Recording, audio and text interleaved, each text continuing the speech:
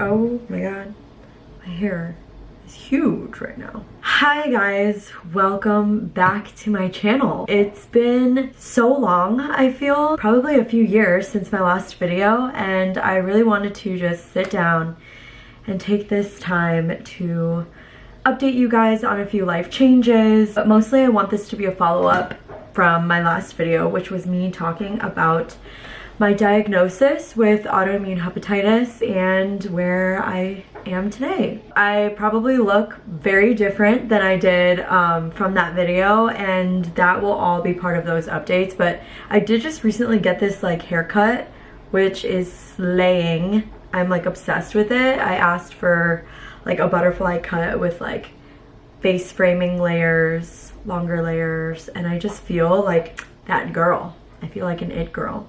So I really wanted to talk to you guys again because my last video actually got a decent amount of views and comments, and I got people coming to me on Instagram asking questions, and I wanted to answer all of those for you guys. So let's just jump right in. So a little bit of a general update. I think it's been almost 3 years since my diagnosis. I am in such a great place now. I live in Chicago and working full-time, and life is going really well for me right now. Let me just start by saying I am living a completely normal life now. I don't have any symptoms from the disease anymore, any hardships that I've faced since then. I'm super thankful to say that I have not had any sort of flares since I first got diagnosed and hospitalized, so that is just great news. And I wanted to jump on and give all of you curious people an update because I know there's people out there that's going through this, and I wanted to be open and transparent about this as much as I can. Let's start off first by just discussing medication really quickly. When I was filming that video last, I was talking about how I was on a steroid as well as the immunosuppressant. I don't remember exact timelines, so bear with me, but I did get off of the steroid within maybe a few months to a year. Like I said, I do not remember the exact timeline, but I am no longer on the steroid. My blood enzymes and liver enzymes have been normal since I first started getting put on that medication, and then time would go on and I would continue to get blood work done every 3 months, and everything was all normal. I have not had any spikes since. It's actually been a little bit of a journey with just switching doctors and everything. So I started on a liver doctor, and then I got switched over to a GI doctor because of insurance reasons, and now I'm back to seeing a specialist. So if you can see a specialist, I highly recommend it. Not like a GI doctor wouldn't do good for you, they still know, they just aren't specialized in the liver like a hepatologist is. So yeah, now I am on a different hepatologist than I first started out with, and we had an appointment together and discussed kind of my whole journey and what happened. And I am still on the immunosuppressant, and for the time being, I don't know if / when I will ever get off of it. In my mind, I'd rather stay on it and not flare and be able to just live a normal life. Because I am on a low dose of it, I don't have too many concerns being on it, but my doctor did say if I ever wanted to go back, do another biopsy, and see what the state of my liver is, I can always take that route and then get off of the azathioprine. With that in mind, I do have to be wary that a flare can always happen in the future. Another side effect that I was going through during my time taking the medication was hair loss. And as you can see, since the last video, my hair has grown tremendously, and I would accredit this to just my body adjusting to the medication, time. I started to use better quality shampoo and rosemary oil just to help with the growth, and I found that that really helps. And if you guys ever have any questions about any of that, please let me know. I've gone through a lot of different processes to try to just get my hair back to normal. For the most part, as you can tell, it's healthy, it's back to a very similar texture as it was before. I am in love with my hair now. I will say, I think the texture is slightly different. I think sometimes it's prone to more breakage than what it was before, but it's definitely in a better spot than it was in my last video, as you can tell. After I got off of the steroids, my skin really cleared up because that gave me acne as well. And now I really have no side effects from taking the azathioprine.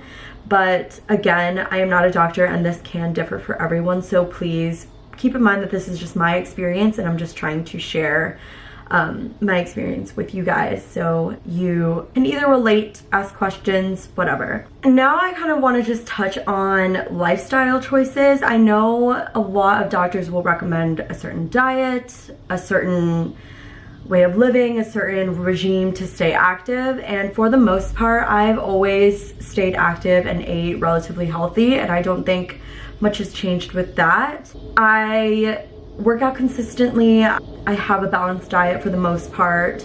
And of course, I like to indulge in foods once in a while. And I'm lucky to be somebody who has not been affected in the way that I have to change up what I'm consuming. But I would recommend to just always listen to your doctor and pay attention to what your doctor might suggest for you, because every case is different. And I just want to preface that. I'm gonna go through a few questions that I typically get on my video, just so I can answer it live.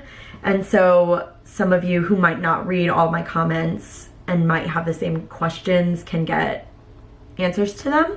I got a few questions on schooling, different exercise classes, things like that, and just whether or not it was okay for people to continue school, if it was possible. Like I mentioned before, every case is different. In my case, I was very lucky that the timing of my hospitalization fell within a time that I was not in school. So it was during my winter break and I didn't really have class, but I did have one single winter class I was taking within the hospital. This will differ from person to person depending on how severe your case is, but I was able to go back to school full-time following recovery, and it was kind of during the time of peak COVID, so a lot of people were remote, which was really lucky for me. I didn't really have any issues with that following, and I was able to gain my strength back. Everything kind of started to fall back to normal for me, but again, I would do and listen to your doctor. I would also suggest talking to your teachers, letting them know the situation. I did this when I was in the hospital and everyone was really understanding, but just make sure that you're keeping constant communication. And do what they tell you to do. So if they're suggesting that you stay at home and get ample rest, then I would suggest that.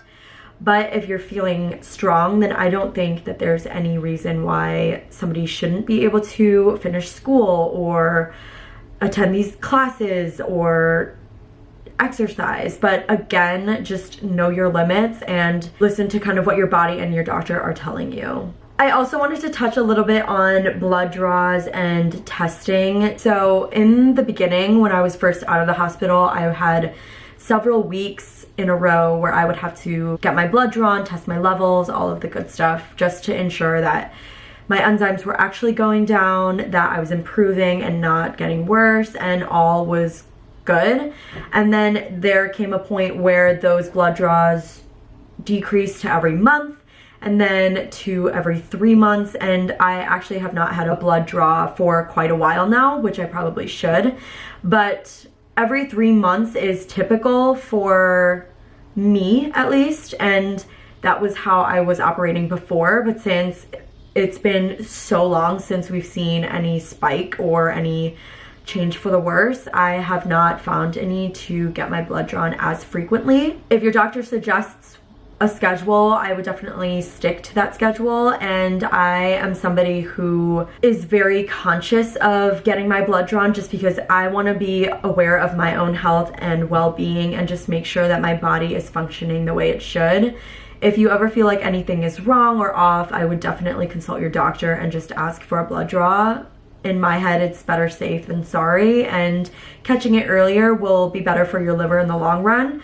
So just stay on a schedule, stay concerned for your health. Regarding fatigue and just being low energy, I have not personally experienced crazy amounts of fatigue. I'm definitely tired, but that could just be chronic fatigue, honestly. I don't feel low energy. Sometimes I will have days where I like to just stay low profile, relax a little bit, but I think that's kind of just me and my personality in general. I don't think it has anything to do with my diagnosis, but it can. If my body's telling me that I'm a little bit more tired a certain day, then I'll listen to it, and that'll be just fine for me. I've never felt like overly weak or anything like that, or have been so sleepy for days or anything, but there's just certain times where I like to just lay low. Activity is something that's really important to me, so I do enjoy staying active, working out every day, going on runs, lifting weights, whatever it may be. And again, that coupled with a diet can definitely help any side effects that you might have, especially if it's energy related. Again, I am not a doctor or nutritionist, so definitely talk to somebody if you have deeper concerns about energy level and staying healthy. Regarding alcohol, it's definitely something that I do like to stay away from. My specific doctor said that once in a while a drink socially is fine, but again, this will differ for everybody. They definitely did strongly encourage I stay away from it, and me being young and in my 20s, I do occasionally have a drink here and there, but it's very rare, and I'm super responsible. It's not hard for me to say no to a drink ever. I'm somebody who doesn't have to have alcohol in order to have fun. I would definitely recognize that in this day and age, it's definitely harder to turn away from a drink because it seems to be a very big aspect in our social lives, and especially in my generation, I think. But I love to go to the bars and discover new mocktails or non-alcoholic drinks that a bartender can make me. And it's fun for me to try all these fruity drinks and feel like I'm having a drink, but I'm not, and I'm staying healthy that way and honestly saving money. So mocktails are your friend. Do not ever feel ashamed for ordering a non-alcoholic drink. I do it all the time, and so that is my suggestion if you kind of want or feel an urge to socialize and be part of a crowd but not want to have a drink. There's nothing wrong with that. Lastly, I kind of want to just reiterate that this is just a general update of how I've been doing, and I am living a completely normal life. So if you were recently diagnosed or kind of in the same boat that I was, just trust me that things will get better and you can live a completely normal life. Things will go back to normal as it has with me.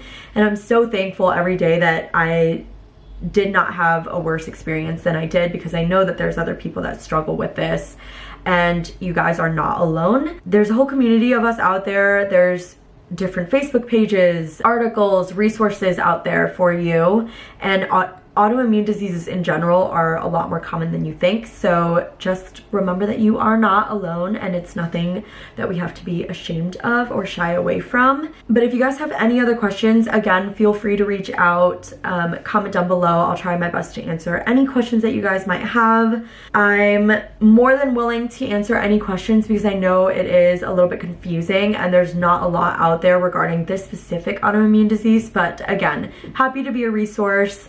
I'm doing amazingly now, living my best life, and just being grateful that I'm healthy. So thank you so much for watching this video, and if you guys want an update further down the line, just leave questions down below and I will answer them in my next one. Thanks for watching. I'll see you in my next one. Bye.